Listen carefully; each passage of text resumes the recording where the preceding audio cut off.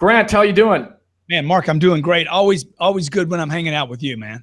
Likewise, Grant. And today we're going to talk to Grant about his new booklet, the Millionaire booklet, which I have read. It took me about 30 minutes. And, I want to give you my takeaway on this, Grant, before we really jump into some of the questions that I have. So what I loved was you were able to distill down what typically takes most authors 300 pages. You were able to distill down the basics, and even I don't know, to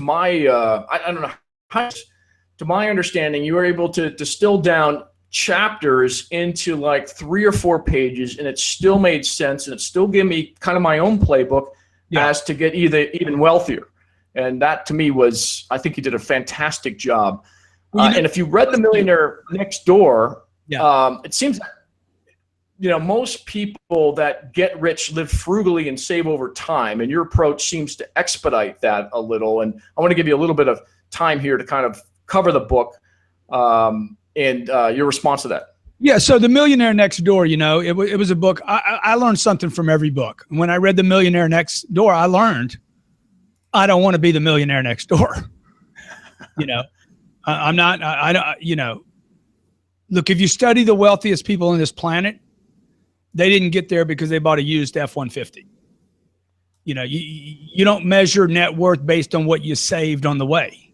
So The Millionaire Next Door basically says, if you don't buy a cup of coffee every day for the next 60 years, you'll have 70 grand or something put away in a savings account. Dude, that's not, I know that guy. I know the guy that died with a bunch of money buried in the ground underneath his house because he saved every penny. He lived his entire life as a miser. That's not my idea of being a millionaire. Okay. My idea of being a millionaire is I got money to take care of my kids, to take care of my wife, to take care of the people around me, to live and enjoy a great life and keep producing new money so that I can enjoy a great life. I mean, that is, so I wrote this book to say, look, I don't want to be an old man when I get rich. I want millionaires, the new middle class. It is not some state of being super rich. It's simple to get there. It's not very complex. Anybody can do it. And I basically simplified it to 8 steps, really 7 steps. The 8th one says just repeat. Well, we're going to get there in just a minute, but I want to do something a little bit different that I haven't seen anyone do with you, Grant, and that is I want to dive into the Cardone life. Like, what were you like as a kid? What events, kind of shaped you, and who helped shape the modern day Cardone? Kind of lead us through that. I was born an identical twin. I'm the 4th and 5th child in a family of 5, and my dad died when I was 10. My dad was a fairly successful guy, middle class stockbroker in the late 50s. And it was his 4th career. He bought his dream house and died a year later. Left my mom with some insurance. I'm giving you the abbreviated, abridged version of my life. And left my mom with a little bit of insurance, death insurance, death benefits. Listen to that, death benefits. Yeah.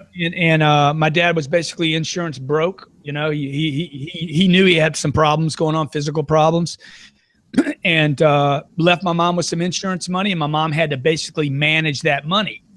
She had to manage the money, very similar to what they talk about in The Millionaire Next Door. Don't spend, don't waste, save for a rainy day, save for the future, eat all your food. Everything is about scarcity and contraction as opposed to affluence and expansion. And so when I was 16 years old, I remember telling my mom, my dad's been dead 6 years at this point. I'm watching my mom terrified every night. She has money, man.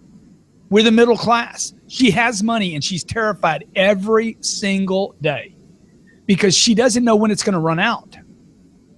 And I told my mom when I was 16 years old, because she kept telling me to be grateful that I had so much. We had more than most. I had a roof over my head, clothes on my back, food in my stomach.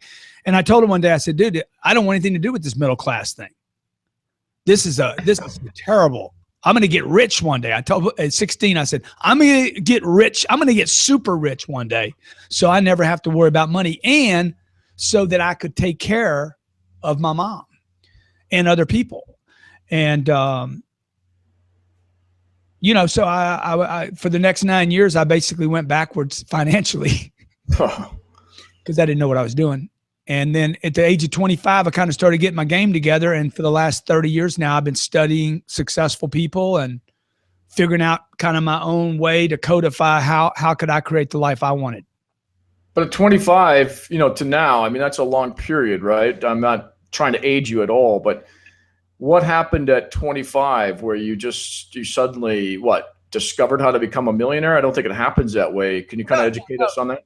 No, I was broke at 25. I got finished high school. I went to college, did the college thing for 5 years, which is definitely not part of the route, by the way. It's not one of the 7 steps. It's absolutely not necessary to go to college. And 25, I'm broke, man, dude. I'm broke. I don't have any money. I'm broke financially. I'm broke spiritually. I've made a bunch of bad decisions in my life. I got out of college. I got an accounting degree. Can't get a job. Don't believe in myself. My family thinks I'm a loser. I had a drug problem from 16 to 25. Made a lot of bad choices. Didn't have any mentoring. You know, much like an inner city kid, but I was middle class. That goes bad. I'm a middle class kid, like an inner city kid that doesn't have a dad, takes all the wrong direction, and dude, for 9 years, Mark, I just kept saying every day, every morning I'd wake up 9 years. Today, I'm going to change my life. Today, I'm going to change my life. Today, I'm going to change. And then one day it just clicked. That was the one day after 9 years that all of a sudden I changed my life. And I was in sales. I had a job that I hated, but I knew could get me out. If I would just learn how to love the job, it would help me get out of where I was. And so one day, I don't know what happened, man. I just switched from hating my position in life to saying, I'm going to get great where I'm at and crawl my way out of this. And I mean, I wasn't a millionaire for another 7 or 8 years. I didn't know what I was doing. I didn't have a path or a codification. I didn't know what I was doing. I was just grinding and working. And you were spending. You know, a lot of people can make money, but they seem to spend it. So what was your philosophy during that period? Well, what I did in the beginning was I was making $3,000 a month as a salesperson, and every month wondering if I could make $3,000 again. And I made a commitment to become great at sales.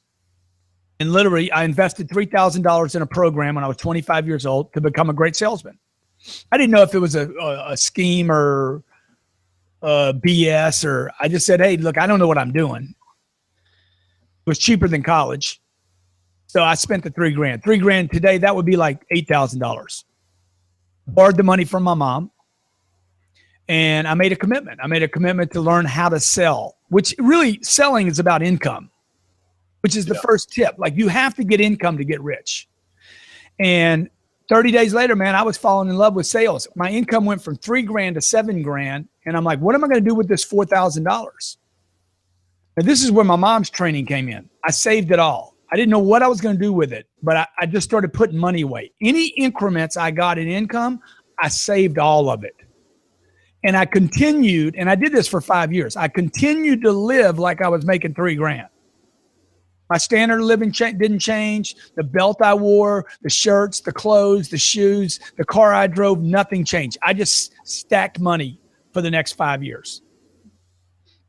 You weren't impacted by your peers? And see, I was, my 20s, I made a lot of money, but I spent it too. Because I wanted to keep up with the Joneses, or I wanted to spend it with my friends who had a lot of money. I mean, they had Ferraris and stuff. Yeah. Were you not hanging around those people? I mean, I didn't know anything about Ferraris, man. I grew up in Lake Charles, Louisiana.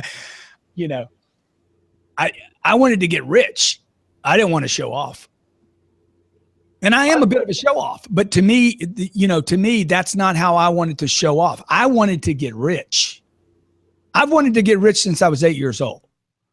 I had a quarter. I tell this story. I had this quarter. I was going to the store. My parents let me go to the store. Me and my brother walk into the store, and we both had a quarter. And my quarter fell into a manhole. And I got home, and I told my dad, I lost my quarter. And my dad says, you got to quit playing with money. And my grandfather, who was a gambler, didn't have papers to live in the United States. His entire life, he was living on the dark side his whole life. My grandfather said, your dad's wrong. The problem is not that you were playing with your quarter. The problem is you only had one quarter. And I remembered that lesson my grandfather told me. I'm like, dude, I got to get a bunch of quarters. If you want to be able to solve problems in life, okay, and not be disappointed and discouraged, you need lots of quarters. So I was just stashing money, Mark. I didn't even know what I was going to do with it. By the way, for 8 years, I would stash money away and I wouldn't make any investments. For my first investment was 50 grand. My second investment was $350,000. And these were when I was 34 and 35 years old. Now I had some experience. I had some discipline. I had some belief in myself. I had not got corrupted by the Ferrari pretender baller. So anyway. Well, but a lot of your fans are going to say, well, Grant, you've then completely transformed yourself because now it seems you're out there a lot. Right? You've got shows, you're everywhere. I mean, let's face it.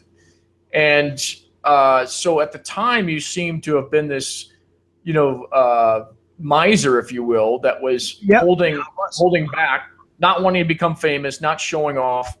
I'm not saying you're a show off now. I think you're helping a lot of people. I've always wanted to be famous though. Don't get me wrong. Okay. And I've always been a bit of a show off, but I've never used money to do it. I didn't buy my first nice watch until I was maybe 34 years old. But at that time I was making, look, I sold automobiles from the age of 25 to 29 and I hated every second of it, but I learned how to be great at it.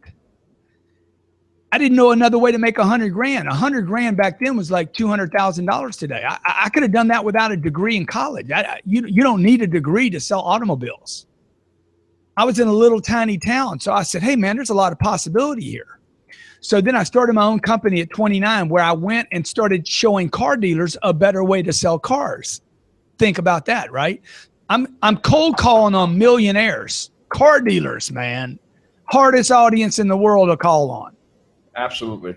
And I'm pitching these guys. I'm traveling from city to city. It's the hardest thing I've ever done in my life was cold called multimillionaires that are already making money, and I'm telling them another better way to do things.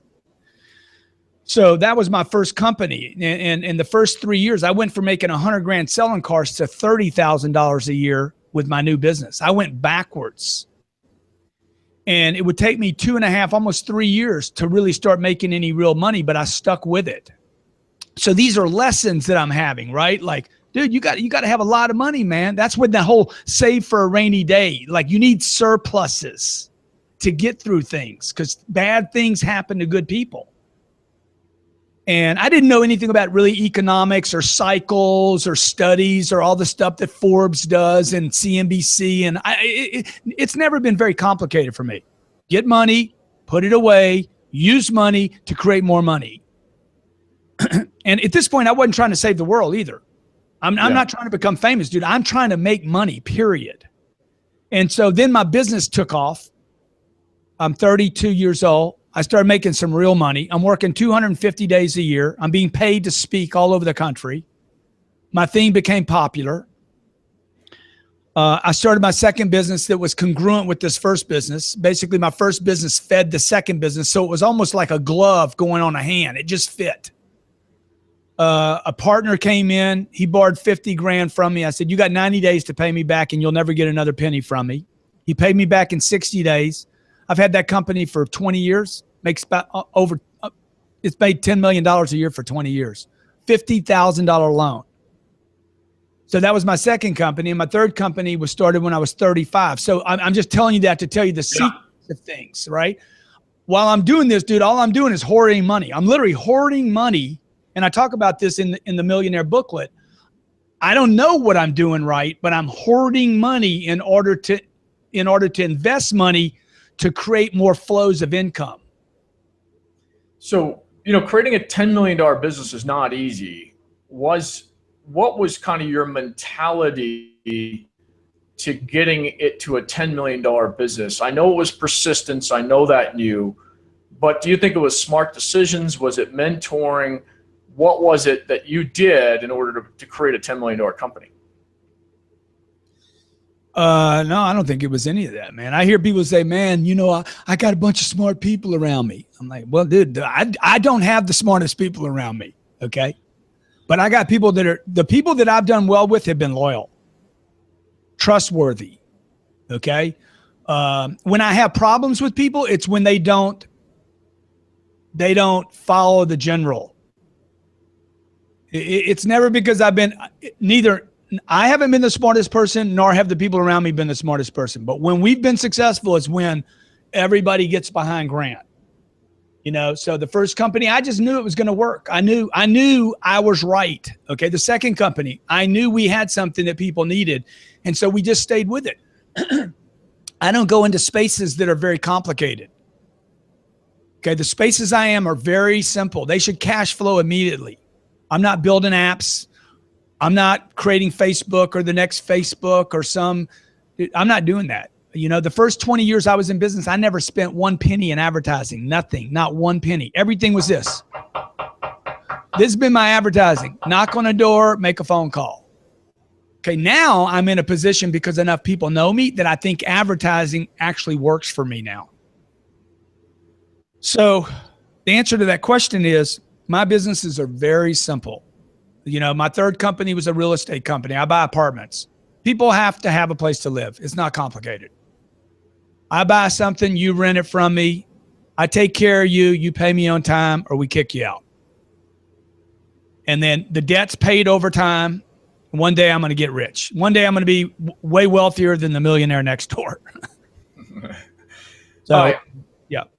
Well, let's jump to the book.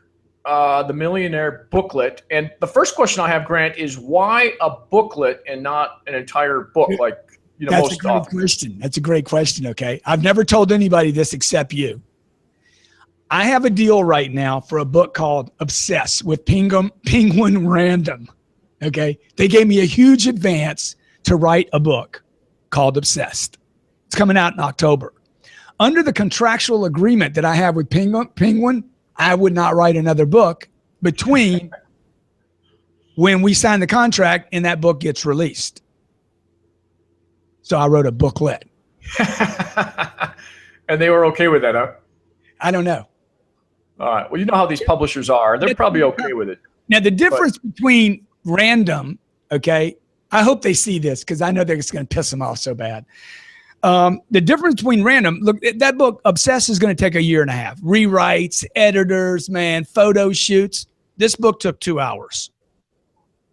From the start, I was at a charity event. I talk about this in the book. I was at a charity event. We were trying to raise $2 million at this charity event. We're there like 3 hours. We end up raising the $2 million. One guy does $1 million, the last $1 million. One guy says, I'll do the whole thing. I'll do the whole million, the remaining $1 million. Everybody in the room was like, damn, I want to be that guy, right? I went home that night. I told my wife, I said, I'm going to write a book, How to Become a Millionaire, because truth is people want to do more. People want to help out with charities. People want to help people out. People want to make a difference, And the problem is most people don't have enough money to make a difference. Most people don't have enough money, Mark, to even solve their own problems, much less their neighbor's problems. So I went home that night. I wrote this book in 2 hours. 30 days later, the book was finished and translated into 37 languages. Wow. There's only 47 books on the entire planet that have ever been translated that many times, and we did it in 30 days. Wow. That's very, very impressive. This is going to sound cynical, Grant, so but don't take it that way. But you've already made it. So why do you want to help other people? Because, you broke up a little bit on that last thing. I don't know if you broke up on your side, but why do I want to help people? It's my purpose. Now, if it's skeptical, if some people don't trust that, that's probably more about them or you than it is about me, because my intention is pure. When I was 10 years old, I wanted an uncle. I wanted my dad back, dude. Yeah. For 3 years, I went to sleep every night saying, man, please, please let this freaking dream end. My daddy's got to be alive. But by the time I'm 13, I'm out mowing the lawn one day and I'm like, dude, he ain't coming back, bro. Okay. You know, death is a very interesting phenomenon. It is the most non-negotiable event of your lifetime. I think other people's death is probably more non-negotiable than your own is, because you have this loss, right? Because I want to be with this guy. Well, in the meantime, I'm waiting for my uncles to kind of fill the space up. My older brother, I'm like, man, he's 15, I'm 10. He's going on to play basketball in high school and date and all that. My uncles are nowhere to be found. They got their own families. And I was dying, man, for somebody to help me. And you know, I think somewhere in there, my mission got grooved in, you know, like the oyster that becomes the pearl, you know, the oyster sitting in that little, those shells and that sand's in there, it just grinds out for millions of years and it becomes something. I think that pain, man, was like just grinding out this mission, help people. You know, I'm there for a lot of people today, man. I help people, so many people every day. It's so fulfilling to me. Nothing feels better to me. No amount of money feels better to me than knowing some guy in some part of the world I've never even been to. I can't pronounce his name. I don't know him. He doesn't know, but he Snapchats me and says, man, Uncle G, dude, you're like my godfather, man. You're the guy I can go to in the morning. You're the guy I can get inspiration from. Or the woman that just got a divorce and's got 3 kids and starting a real estate career. This is an unbelievable sense of wealth that I experience from helping people. So if some people don't trust it, you know, I get it, man. I get it. People have been disappointed, let down, tricked, betrayed, you know. No, I've seen it, you know, firsthand. So I'm not one of the cynical, but you know, I need to raise that issue because I think it's something that's, you know, a lot of people might not know about you. Right? Yeah. I mean, I didn't know about you. Your father dying young, and my father died young, and it still impacts him today, and he's 67, 68. Dude, I look at my daughter, like my Sabrina came in today. She's 7 years old, and she kisses me, and, you know, dude, it's real to me. When my kids do that, I'm like, dude, you know, what could happen today? You know, when is the last time I get to see my kids? When is the last? That's real to me. My dad died when I was 10. My older brother died when I was 20. He was 25 years old. I talked to him on a Sunday night. Next morning, he's dead. Like these are real events that people take for granted, man. You know, like I don't know that I believe in the whole one life thing. Like you only get one life to live. I do know this though. You need to live life, man. And most people are not living life because they're restricted because they don't have any money. You know, when your choice of vacation is based on whether breakfast is free or not, man, that ain't a vacation. Yeah. And that today, so, even in America. Yeah. Sorry. So let's dive more into that. Let's get into the booklet itself. And you've got 8 steps that you walk people through. Do you want to cover that at a high level and go as deep as you want? But you know, what are the 8 steps? And I know the 8th is just rinse and repeat, but could you kind of share with us how you came up with these steps and maybe outline what they are? Yeah, well, number one, I mean, before we get into the mechanics of it, it is like people need to understand that getting rich is not a fantasy. It's not, you know, people ask me all the time, what, can everybody get rich? Yep. Everyone can get rich. Okay. Everyone on planet Earth could go out and get rich tomorrow if they wanted to. I don't know if it'll happen by tomorrow, but they could go out and create wealth for themselves. Every human being on planet, there's enough money on this planet, objectively, realistically, practically, fundamentally, mathematically, there's enough money on this planet for every human being to have more than they could ever possibly spend. So the first thing is, why don't people have money? Why is there such a scarcity? Why do so many people struggle? In the richest country on the planet, why do 78% of all households in America live paycheck to paycheck? Because they're not going for the fantasy. They're not going for the payday. They're not going for, everybody's settling for the middle class, just enough. So the first trick, if you want to get rich, is, you know, the guys that are hitting it out of the park, man, are going big. They're going for something abnormal. The guys that make a difference on this planet are going for the big play. They're not going for little plays and getting lucky. You're not going to hit the bullseye if you don't aim for it. So most people in America are settling for the middle class. You were convinced by mom and dad, hey, get a good job, settle down, get married, be happy, save your money, put your money in a 401k. That's your mommy and daddy's economy, and it doesn't work today. The 401k was a scam. College was a scam. Sorry, I mean, I'm just telling you the way it is. Buying a house is a scam. These are built on the backs of middle-class people. They're entire industries that are dependent upon hundreds of millions of people believe in it so that Wall Street can exist. You know, college, the college debt thing, $1.3 trillion in college debt in America. It's a crime. Yeah. Okay? It's been perpetuated by Wall Street. Wall Street needs to lend all that money out. There's more college debt in this country than there is credit card debt. How does somebody make sense of borrowing $140,000 to get a job that pays 40 grand? Nobody would make sense of that investment.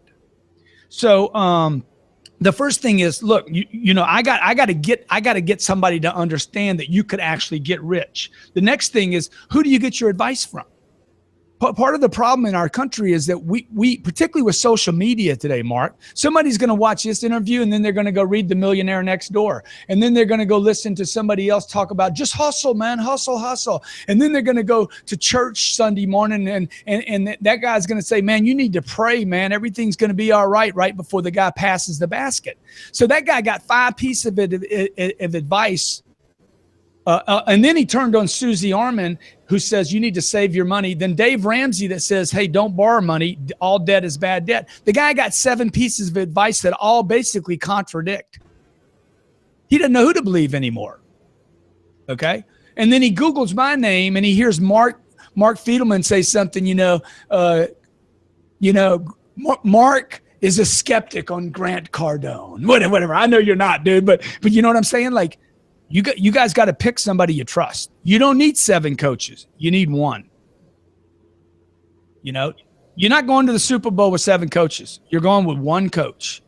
People need to pick somebody and get behind that playbook completely 100%. And the problem with social media today is I can listen to so many different people is I end up with too many people in the kitchen.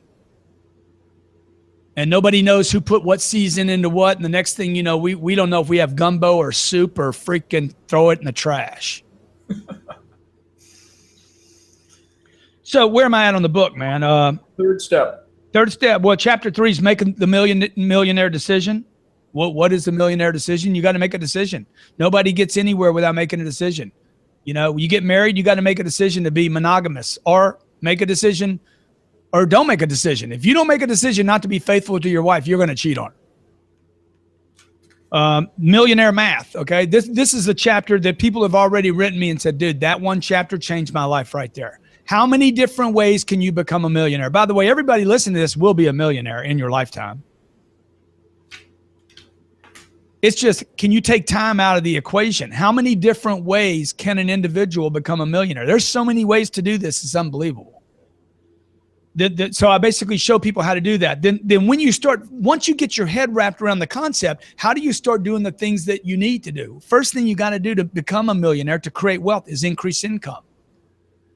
Whether you're a startup company or an individual, okay, you have to increase income. Income is part of the valuation to create wealth in your life. And so I start laying out, this book's only what, 44 pages long, 42 pages? Yeah, 42 pages. Yeah, roughly. You read it. How fast do you read it? Half hour. Yeah. Now, my question is, if it was a big book, 250-page book, would you have read it? Well, I think I shared this with you earlier. Probably not, due to my time constraints. But I've got a lot of respect for you, Grant. And if you say this is the way to do it, I would have read the book, but it probably would have been a speed read. Yeah. So I'm actually happy you just condensed it down, right, into actionable steps that, I've come across but never presented this way. And I think everyone should read it. Yeah.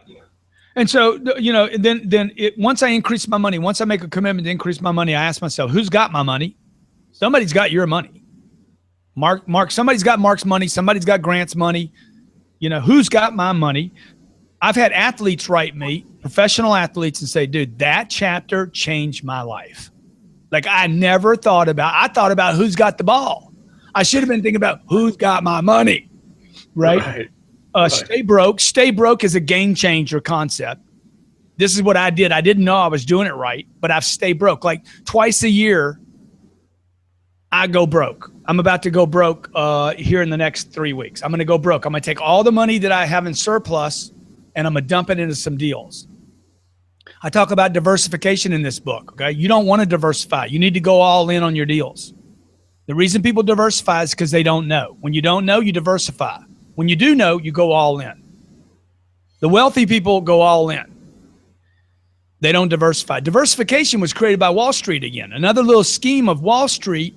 You need to be in 100 investments. If I'm in 100, I can't understand them all. So I need a guy to direct those funds, and then I become dependent upon that guy. Save to invest, don't save to save. Save to invest, don't save to save, which means you don't want that money in an IRA, and you don't want it in a KEO. You don't want it in a 401. You want it. I don't want that. I want the cash so I can buy a deal. By the way, those opportunities are coming up here in the next 3 to 5 years. And then how to create multiple flows of income. Most people are dependent upon one flow of income. You like YouTube, that's one flow. I like them all. So when you're, and now let's get beyond the book. When you are looking at investments right now, you're saving to invest. Are there specific areas that you're looking at? Are you still looking at old investments that have been successful for you? Or are you looking at new and innovative investments that you think will pay off in the future? I think, I've never said this again. I'm going to give you a little, I hope my partner doesn't hear this today, but I think one of my businesses is going to die because of where the partner is in the deal. I've had a partnership die in another business before, not die, physically die. I'm not talking about physically die. I'm just saying, hey, it matures and it's over. Cycles in, right? So people lose interest. People want to retire. They want to move on. They don't, I had a real estate partner early in my career. He made more money than he ever dreamed he could possibly make in his lifetime. And when I met him, he had $56 in his pocket. Today, he's got $12 million. He's done. He's like, I'm done, man, dude. I ain't done. I'm not done. If I had only $12 million, I'd feel like I'm broke. I'd want to jump off my balcony. So I want to grow. So you have to know things are going to die. I think one of my businesses is going to die. My first business, which was my speaking business, almost killed me. So that had to evolve. It evolved by going social and by using media. I don't want to travel all over the world speaking for an hour, no matter how much money you pay me. I would rather reach 200,000 people on a Facebook stream for free and get no money than talk to 200 people and be paid 50 grand. I would just rather do that. It's the quality of my life today. So to further answer your question is I like very simple investments, okay, that cannot be destroyed with deflation or inflation. And I think that we're getting ready to go into a major deflation in America, which would cause me to really second guess a number of investments out there. Okay. Anything more specific than that, or well, like I would avoid almost everything retail. Anything to do with shopping centers. I can see a day in the future where these shopping centers, these big shopping centers. What city do you live in? I live in Carlsbad, north of San Diego. Yeah, so that big mall that you guys got down in San Diego. It's not going to go away, but I can see one day that Fashion Valley deal. Yeah. Because it's San Diego, dude, it's going to become something else. But I can see some of those less than primary malls becoming dark spaces one day. Imagine when people don't go to theaters anymore, Mark, because they're like, you know what? I don't need to leave my house, dude. I got my little freaking headset on, and we going Braveheart 3D, and my wife is sitting next to me. She's watching a movie she wants. and we don't even have to leave our house. You know, so. I mean, they've already upped the game here with theaters. I mean, most of the theaters we have now recline fully. They got people come to your seats, so they're trying to evolve. Yeah. And I don't know if they're going to be able to evolve fast enough for what the technology you just brought up, which there's no way. There's no way, man. There's no way. I mean, you know, look, I want to play Xbox. I don't go to a theater to do it. Right. I want to play it from the comfort of my home and the safety, by the way, of my home. So, you know, we got a lot of things going on socially right now that are going to accelerate people staying home. I remember after 9/11, I've never heard any expert talk about this, but after 9/11, if you look at the charts of housing exploded in America after 9/11. Now, the professionals say the reason that happens is because interest rates came down. I don't think that that's true. Interest rates today are lower than they were after 9/11, and housing's not exploding. I think what happened in 9/11 was socially and emotionally, people were like, dude, the world's coming to an end. Stay at home. So if the world's coming to an end, I want my own little castle to protect myself and my family. And I think people went and started making decisions to invest in an address as a seeking safety, harbors of safety. So I can see a day when people start second guessing, man, do I really want to go to the theater, man? Do I want to go to the shopping center? Do I want to drive out there? We're already seeing people do things like partner cars, you know, car sharing. It's going to happen, man. This is happening right here and right now. That would change the decisions I make where I buy apartments. Maybe I want to buy apartments in more urban spaces where people share cars or don't have cars at all. Technology is going to disrupt. So it's going to disrupt everything. So I'm trying to avoid anything and everything with my money that can be disrupted because of some advancement in technology. So food, water, probably not going to change. Housing, apartment housing, no app's going to replace the fact that you need a place to live that's affordable. Grant, we have to wrap it up. I mean, I could go on with you for a couple of hours. Will you tell us where to get your book, what the URL is? Dude, let me tell you how we came up with the name of the book. Okay. MillionaireBooklet.com was available. MillionaireBooklet.com was available. I'm like, that's the title of the book, The Millionaire Booklet. Wonderful. So now you know, it'll be in the show notes. Grant, thank you so much. We've got to keep doing this. I think every couple of months. Let's do something. Let's do something on a regular basis, man. Yeah, for sure. I like you, Mark. I like you. Also, the book's at Amazon, and it's also on MP3 already, and it's in 37 languages. I mean, it's in Hindi, it's in Spanish, it's in Portuguese, German, dude, what is it, Swedish? Dude, the Australians want to translate the book. The Australians want to translate it, huh? Mark, you're awesome, man. All right. Thanks, Grant. Okay, buddy.